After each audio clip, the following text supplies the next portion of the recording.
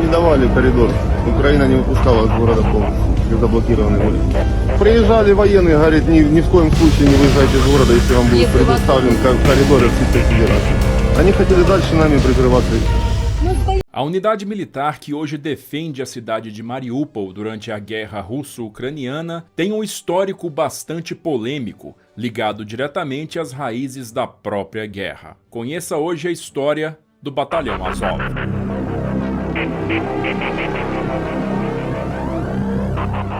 As raízes do nacionalismo ucraniano moderno podem ser traçadas até a declaração de independência do país em 22 de janeiro de 1918, após a Revolução ter desmantelado o Império Russo. A breve existência da Ucrânia como nação independente encerrou-se em 1922, quando o país foi anexado à União Soviética por Vladimir Lenin. Por algum tempo, a liderança em Moscou tolerou e inclusive incentivou diversas manifestações do nacionalismo ucraniano, mas em 1928, como parte do seu primeiro plano quinquenal, o novo chefe do Kremlin, Joseph Stalin, decidiu colocar um fim abrupto naquilo tudo. Stalin ordenou o início da coletivização das terras ucranianas, forçando os proprietários rurais a entregar suas terras ao Estado, criando assim as fazendas coletivas conhecidas como kolkhozes. Muitos resistiram, mas para eliminar qualquer contestação ao seu poder, Stalin decidiu ampliar vastamente a quota de grãos a serem entregues ao Estado, fazendo com que os camponeses ucranianos tivessem suas reservas completamente esvaziadas, o que gerou uma gigantesca epidemia de fome que vitimou de 3 a 12 milhões de pessoas entre 1932 e 1933, conhecida atualmente como Holodomor. Tal tragédia, aliada ao já antigo anseio de independência da Ucrânia e à imensa repressão exercida na região pelo NKVD, a implacável polícia secreta soviética, insuflaram num grande número de ucranianos um imenso ódio para com o governo de Moscou. Tais circunstâncias fizeram com que em 1941, após a invasão alemã da União Soviética, a Operação Barbarossa, um número considerável de ucranianos acabasse colaborando com os alemães, mesmo que em pouco tempo os planos de Hitler para a germanização forçada do país tenham sido violentamente colocados em movimento. Mesmo que milhares de ucranianos tenham integrado forças policiais e colaborado com os alemães na criminosa limpeza étnica realizada por lá, um número imensamente maior,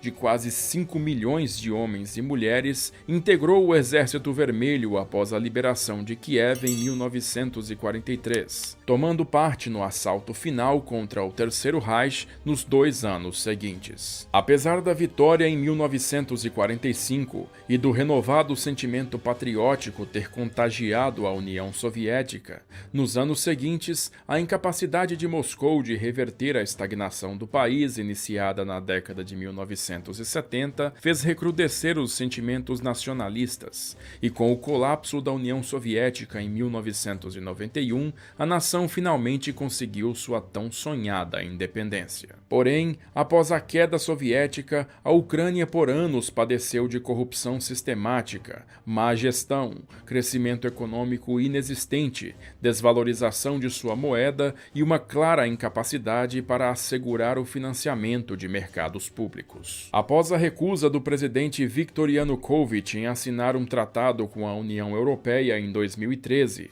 uma agitação civil sem precedentes tomou conta de Kiev e levou milhares de pessoas às ruas, num evento que desaguou em violentos confrontos com a polícia e resultou em mais de 100 de mortos, mas que levou à fuga de Yanukovych e à eleição de um novo governo. A queda de Yanukovych, entretanto, deu início também a um período de grande instabilidade política interna na Ucrânia, com movimentos separatistas no leste do país iniciando luta armada contra Kiev, particularmente nas regiões de Donetsk e Luhansk, que fazem fronteira com a Rússia. Ao mesmo tempo, o presidente russo Vladimir Putin rapidamente ordenou que suas forças cruzassem o Estreito de Kerch e ocupassem a península da Crimeia, uma região de altíssima importância estratégica por sediar a grande base naval de Sevastopol, que domina o Mar Negro. A Crimeia caiu sem grande resistência, e o temor de que a própria Ucrânia pudesse cair ante uma ofensiva militar rebelde e estrangeira fez o governo avaliar que as forças militares das quais dispunha naquele momento eram flagrantemente insuficientes. E desta maneira, em 13 de abril de 2014, Kiev autorizou a criação de forças paramilitares com até 12.000 combatentes. Desde o início da crise, um grupo de torcedores fanáticos do Metalist Kharkov Futebol Clube havia formado uma unidade de vigilantes urbanos para patrulhar as ruas de Kharkov contra ações de rebeldes separatistas,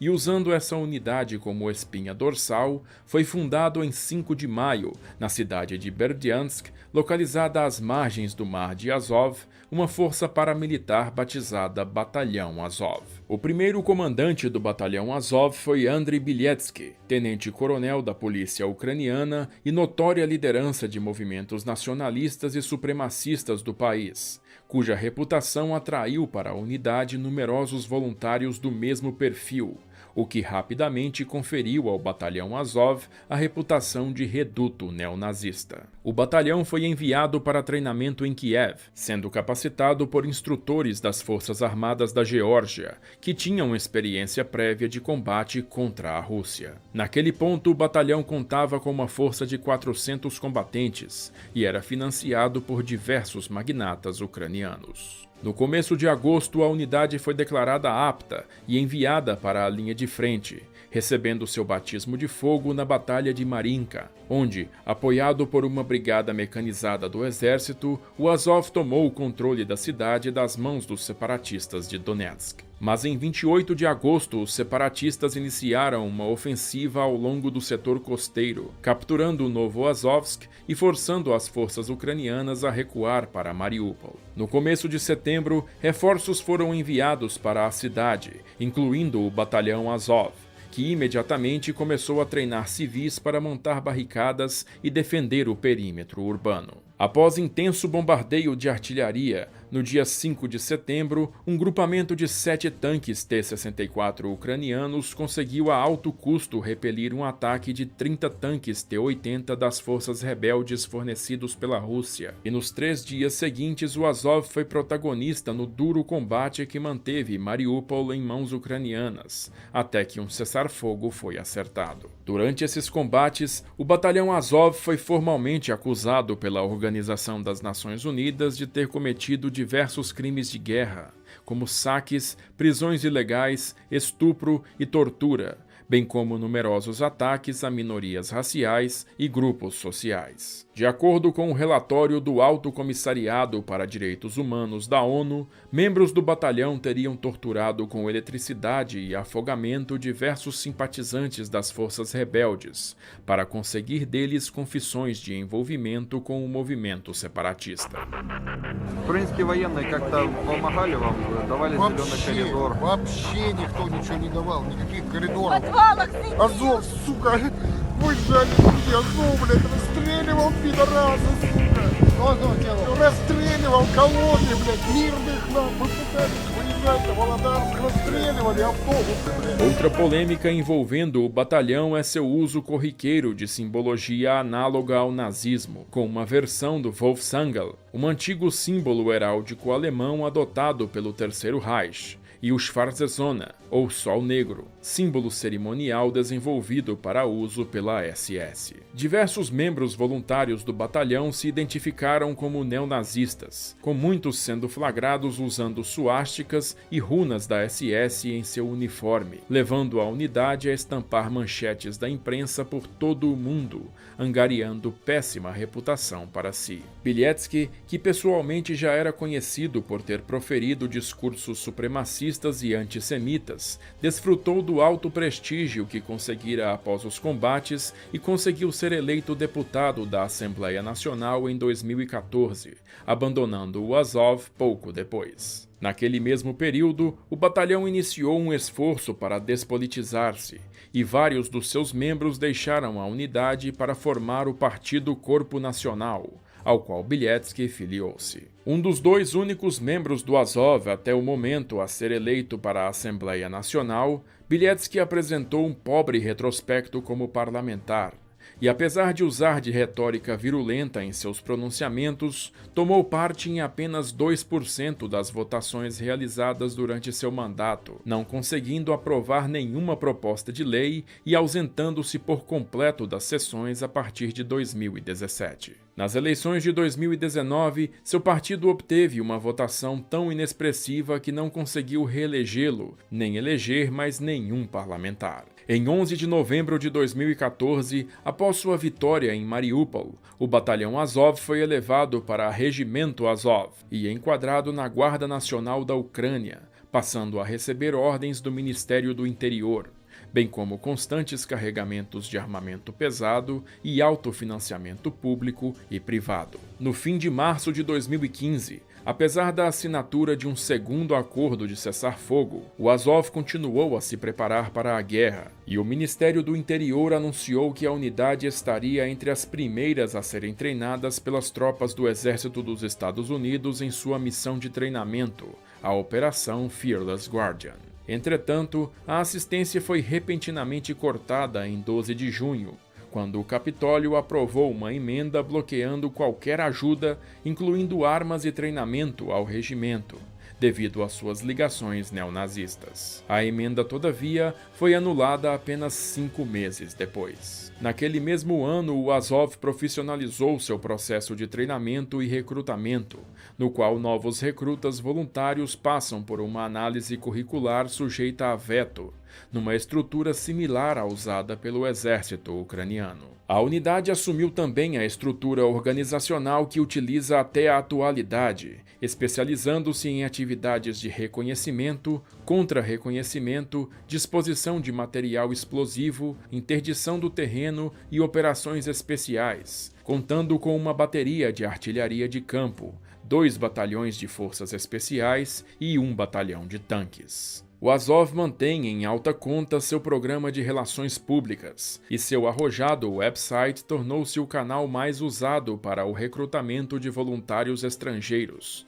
incluindo elementos oriundos de grupos extremistas europeus, norte-americanos, russos e até mesmo brasileiros. Em fevereiro de 2022, Vladimir Putin ordenou a invasão da Ucrânia sob as premissas de desmilitarizar e desnazificar o país, numa referência direta ao batalhão Azov e suas raízes políticas extremistas. Com os combates se transformando numa lenta guerra de atrito nos dias seguintes, as forças russas, apoiadas pelos separatistas de Donetsk, mais uma vez avançaram sobre Mariupol, mas a cidade teve seu perímetro fortificado pelo regimento Azov, resistindo até o presente momento à captura pelos russos. Mariupol, contudo, transformou-se num grande alvo para as incessantes barragens de grosso calibre da artilharia russa, que também utiliza para martelar a cidade mísseis de cruzeiro e aeronaves de bombardeio. O regimento Azov, armado com as mais modernas armas antitanque e antiaéreas cedidas pelas potências ocidentais, vem mantendo o controle de Mariupol e cobrando um preço elevado do inimigo em suas tentativas de avançar contra a cidade. Seu atual comandante, o Major Denis Prokopenko, aparentemente lidera o regimento, que atualmente conta com mais de 1.000 integrantes diretamente da linha de frente em Mariupol,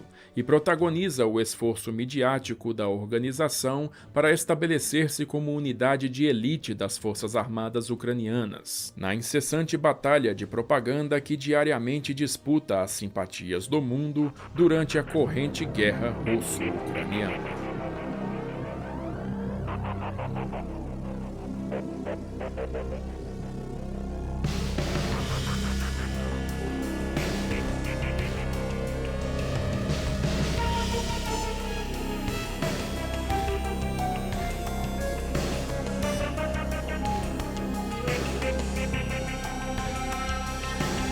выехали? Откуда?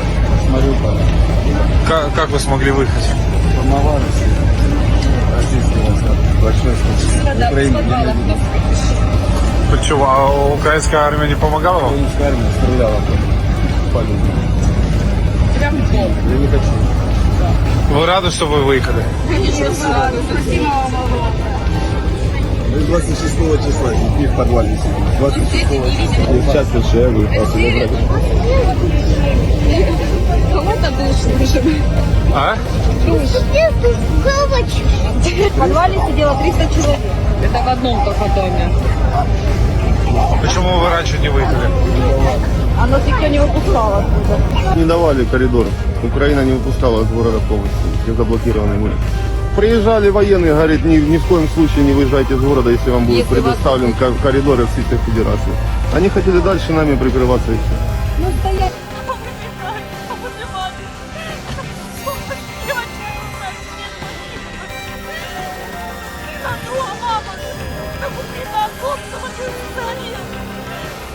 Что за девочка погибла? Да тут столько погибло и девочек, и кого тут трупы валяются по улицам. Девочки. Я знаю, хоронят уже прямо во дворах. Во дворах. Лежат накрытые, никто не хоронит, лежат накрытые, одеялами закрыты. Жрать уже нечего со 2 числа, без света, без газа, минус 10 на улице. Дома накрыты. Около домов накрыты и все. А вот в частный сектор я видел, хоронят там и живут там и хоронят. Украинские военные как-то помогали вам, давали зеленый коридор. Вообще никто ничего не давал, никаких коридоров. Подвалах. Азов, сука, выезжали люди, Азов, блядь, расстреливал пидорасы, сука. Азов делал? Расстреливал колонны, блядь, мирных нахуй пытались выезжать на Володарск, расстреливали автобусы, блядь.